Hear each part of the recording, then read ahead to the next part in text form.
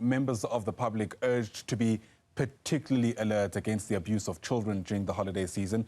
Children can go missing and suffer abuse at the hands of strangers and even people that are known to them.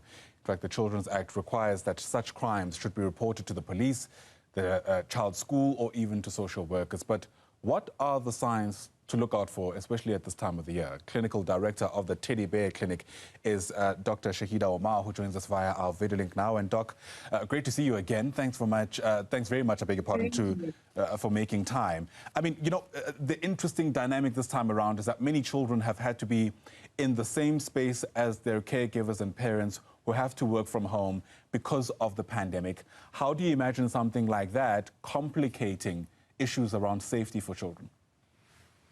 Well, I think if we just realize that it is end of the year, people are COVID fatigued, people are emotionally fatigued, and the stresses and anxieties that families have been dealing with regarding overcrowding, multitasking, assuming responsibilities of educator, parenting, breadwinner, certainly has impacted on the lives of many.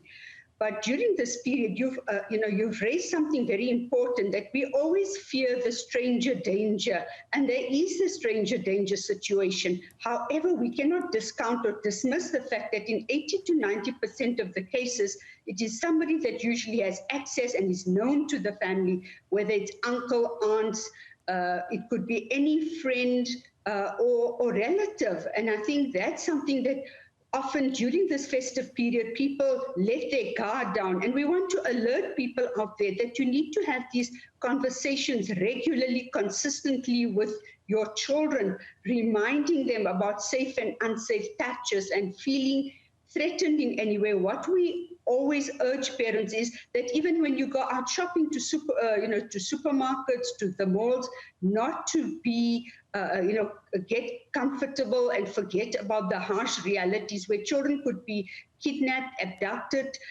trafficked, because once a child is missing, it needs to be reported immediately, but always ensure that a child has a whistle around their neck and teach a child to make noise, to distract, to blow that whistle, and if they have anything in sight that they can break, they need to draw attention to themselves.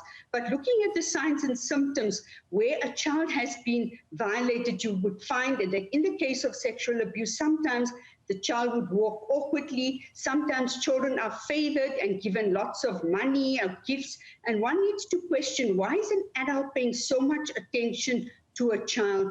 That is also typical of groomers or pedophiles, people wanting to, enlist the favors of the child.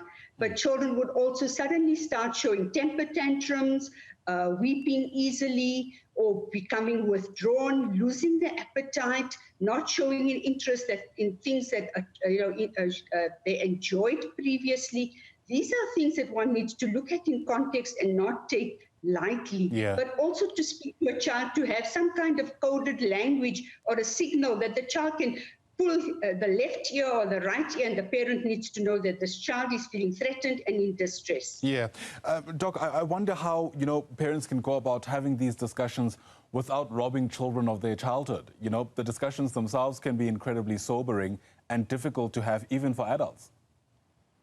Indeed, and I think the important thing to understand is not to overwhelm your child, but look at your, routine times when it's bedtime routine or family time, playing games, board games, or even watching a television program, to use an opportunity and to use age-appropriate language.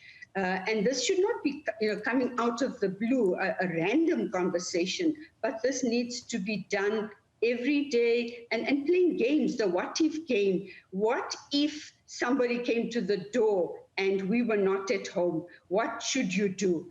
What if you answer the telephone and we are not around? What if we are walking and you get lost? Those are the kind of conversations that parents need to do. Rehearse that with the child repeatedly, so it becomes something that is inherent, and of course something that the child would be able to demonstrate and respond appropriately.